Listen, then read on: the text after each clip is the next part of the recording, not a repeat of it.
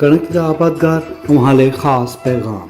कणक जो जेको फसल पहिरें पाणी ते आहे उनमें हिकु बोरी यूरिया फी एकड़ छटे पोइ पाणी ॾियो। पर जेकॾहिं ज़मीन हल्की या कमज़ोर आहे त उनखे 1.5 बोरी यूरिया फी एकड़ ॾियो। जेका कणक हिन वक़्तु ॿिए पाणी ते हुजे उनखे पिणु 1 बोरी यूरिया फी एकड़ ज़रूरु ॾियो। पर जेकॾहिं कणक जे फसल खे पोखी वक़्तु फास्फोरस यानी DAP वग़ैरह न ॾिनल हुजे उनखे पहिरें पाणी ते 2 बोरियूं नाइट्रोफास ॾेई पोइ पाणी ॾियो। वधीक मालूमात लाइ हद जे वेझे ज़रई तौसीई अमले सां राब्तो करियो या डायरेक्टोरेट जनरल ज़रई तौसीई सिंध हैदराबाद में क़ाइमु थियल आबादगार हेल्पलाइन 3